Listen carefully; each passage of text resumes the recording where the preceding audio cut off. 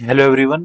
तो हमने अपनी पिछली ड्राइंग में ये पढ़ लिया था कि हम किसी भी पर्टिकुलर स्ट्रक्चर में प्रॉपर्टीज कैसे दे सकते हैं। डिफरेंट डिफरेंट हमने प्रॉपर्टीज देख ली थी कि कैसे दे सकते हैं, उन प्रॉपर्टीज को एडिट कैसे कर सकते हैं, दोबारा से हम कैसे प्रॉपर्टीज असाइन कर सकते हैं, डिफरेंट ऑप्शंस क्या हैं हमारे पास असाइन करने के। उसके बाद हमने पढ़ लिया था कि सपोर्ट कैसे हम प्रोवाइड कर सकते हैं, कौन कौन से सपोर्ट हम प्रोवाइड कर सकते हैं। ठीक है, ये सब हमने देख लिया था और उस वीडियो का लिंक मैं डाल दूंगा, और आप उस वीडियो को अगर किसी ने नहीं देखा है तो कंटिन्यू कर सकते हैं। ठीक है, आज हम पढ़ेंगे लोड एंड डेफिनेशन और मटेरियल्स के बारे में। तो सबसे पहले मटेरियल्स के बारे में पढ़ते हैं। तो ऑब्वियसली हमारे कोई भी स्ट्रक्चर, अगर हम दो स्ट्रक्चर बेसिक बात करें तो एक आपका आरसीसी है, that is reinforcement cement concrete structures, और एक आपके स्टील स्ट्रक्चर्स हैं। तो उसी के लिए हमारे पास डिफरेंट डिफरेंट, अगर इंडियन कोड्स की बात कर रहे हैं हम, नहीं तो आपके एल्यूमिनियम भी होते हैं और आपके टिम्बर स्ट्रक्चर्स भी होते हैं। तो ये जो आईएस मतलब स्टैट प्रो है, ये डिफरेंट कोड्स के लिए डिजाइन है। तो लेकिन हमें इंडियन कोड्स के बारे में अभी पढ़ना है, तो हम अभी दो मेन स्ट्रक्चर्स, दो मेन मटेरियल्स के बारे में पढ़ेंगे। First is concrete and second is steel. लेकिन इसके कुछ प्री डिफाइंड मटेरियल्स होते हैं, जैसे स्टील हो गया, स्टेनलेस स्टील हो गया, एल्यूमिनियम हो गया और कंक्रीट हो गया। हम इसकी प्रॉपर्टीज देख सकते हैं कि क्या प्रॉपर्टीज होती है एडिट में जाके, कि हमारे पास ये कंक्रीट है जिसका young's modulus, that is modulus of elasticity इतना है, पॉइजन रेशियो इतना है, और बहुत सारी प्रॉपर्टीज जो है जो रिक्वायर्ड है एक स्ट्रक्चर के लिए और एक स्टिफनेस के लिए, वो सब हमें यहाँ गिवन है। ठीक है, तो हम यहाँ पर कंप्रेसिव स्ट्रेंथ कितनी है ये हम चेंज कर सकते हैं। ठीक है, यहाँ ओके कर देते हैं। ठीक है, एल्यूमिनियम के लिए हमें इस तरीके की प्रॉपर्टीज दी हुई है। हम स्टील की अगर हम बात करें तो स्टील में हमें क्या क्या दिया हुआ है, स्टील में हमें ये सब दिया हुआ है प्रॉपर्टीज। ठीक है, लेकिन अब मान लीजिए ये तो प्री डिफाइंड मटेरियल्स हैं। अगर हम प्री डिफाइंड मटेरियल्स की जगह अपना एक नया मटेरियल क्रिएट करना चाहते हैं, तो यहाँ पर हम टाइटल डालकर और उसकी सारी प्रॉपर्टीज डालकर एक नया टाइप ऑफ मटेरियल क्रिएट कर सकते हैं।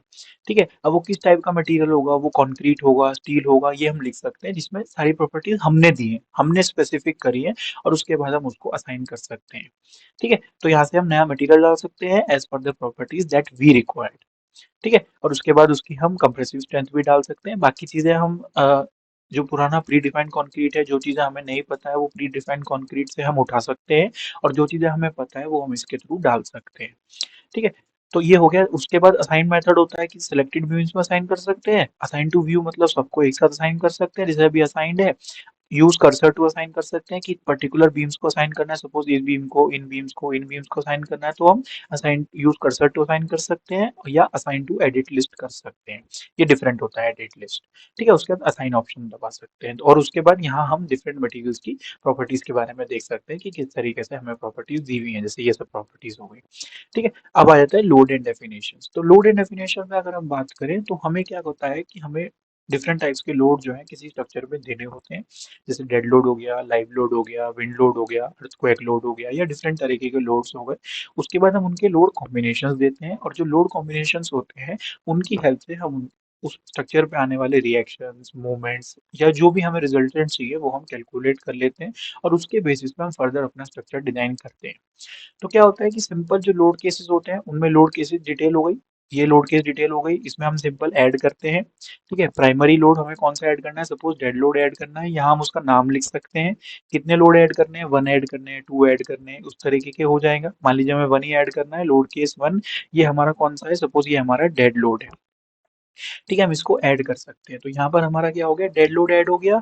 अब इसको हम ऐड कर सकते हैं, इस डेड लोड को सिलेक्ट करेंगे। अगर हम इस डेड लोड को सिलेक्ट करेंगे और इसमें ऐड करेंगे, तो हमारे पास वेरियस टाइप्स ऑफ लोड होते हैं, जिसमें हमारे सेल्फ वेट होते हैं, जो ये ऑटोमेटिकली कंसिडर कर लेता है। बीम डायमेंशंस और कॉलम डायमेंशंस या स्लैब डायमेंशंस, और उसकी जो मास डेंसिटीज होती है उनको अज्यूम करके वो अपने आप सेल्फ वेट कैलकुलेट कर लेता है। ये नोडल लोड हो जाते हैं, जो नोड्स पे लोड्स होते हैं, ये मेंबर लोड हो जाते हैं, और किस किस तरीके के होते हैं, जैसे यूनिफॉर्म फोर्स हो गई। ये पर्टिकुलर इसका डिजाइन है कि किस तरीके से किसी एक बीम पे कैसे लोड आएगा और क्या वैल्यूज हमें देनी है। तो W1 क्या है, एक यूनिफॉर्म लोड है, लेकिन D1 से D2 तक डिस्टेंस, D1 यहाँ से यहाँ तक डिस्टेंस है, तो D1 से D2 तक के डिस्टेंस पर है ये, और D1 D2 हमें इस तरीके से करना है, और किस डायरेक्शन में हमें लोड देना है। अब इसमें एक्स वाई जेड जो होता है वो लोकल एक्सिस होता है, ये हम बाद में देखेंगे, और ये जो जी एक्स जी वाई ये होता है ग्लोबल एक्सिस। तो हमें किस डायरेक्शन में देना है, सपोज हमें डाउनवर्ड डायरेक्शन में देना है। ऑब्वियसली लोड हमें पता है बिल्डिंग स्ट्रक्चर के डाउनवर्ड डायरेक्शन में आएगा, दैट इज इस डायरेक्शन में आएगा, इस डायरेक्शन में। और ये कौन सी डायरेक्शन है, ग्लोबल वाई डायरेक्शन। तो ग्लोबल वाई डायरेक्शन होती है, ये डायरेक्शन के बारे में हम बाद में डिस्कस करेंगे। अभी ये लोकल डायरेक्शन होती है एलिमेंट टू एलिमेंट, और ये आपकी ग्लोबल डायरेक्शन होती है। फिर डिफरेंट तरीके के लोड्स होते हैं, कंसंट्रेटेड फोर्स होती है, मूवमेंट होता है, ये लीनियर वेराइंग लोड होते हैं, ट्रेपेजोइडल लोड हो सकते हैं, ठीक है? तो डिफरेंट वैल्यूज होती हैं, ये आपके मेंबर लोड्स हो गए। उसके बाद एरियल लोड होते हैं, floor load, plate load, surface load, ये डिफरेंट तरीके के लोड्स हैं। ये हम बाद में आगे आने वाले वीडियोस में एग्जांपल के तौर पे समझ लेंगे। अब जैसे सिस्मिक लोड है, तो सिस्मिक डेफिनेशन से required in order to assign a seismic load. तो जो भी अनप्रिडिक्टेबल लोड होते हैं, जैसे सिस्मिक लोड्स हो गए, लेटरल लोड्स हो गए, विंड लोड्स हो गए, तो वो क्या होते हैं, उनके लिए हमारे पास होता है डेफिनेशंस। तो यहाँ पर उनकी डेफिनेशंस क्रिएट करते हैं, क्योंकि वो लोड्स क्या है, वो प्री डिफाइंड लोड्स, तो वो क्या होते हैं कि हम लोड तो डिफाइन नहीं कर सकते कि 1 किलो न्यूटन पर मीटर या 1 किलो न्यूटन पर मीटर स्क्वायर या 1 किलो न्यूटन पर मीटर क्यूब, इतने तरीके का लोड आता है। वो क्या है, प्री डिफाइंड हमें करने होते हैं कि सपोज इस पर्टिकुलर, वो भी एक्चुअल नहीं, हम एक अजम्पशन लगा के चलते हैं कि उस पर्टिकुलर एरिया के हिसाब से इतना उसमें लोड्स आएंगे, और उनकी हम डेफिनेशंस क्रिएट कर देते हैं। और एक बार डेफिनेशन क्रिएट हो जाएगी कि इतना एस्टिमेट करके चलो, आप लोड को इतना आप मान के चलो लोड को, उसके बाद हम उसका लोड केस डेवलप कर सकते हैं।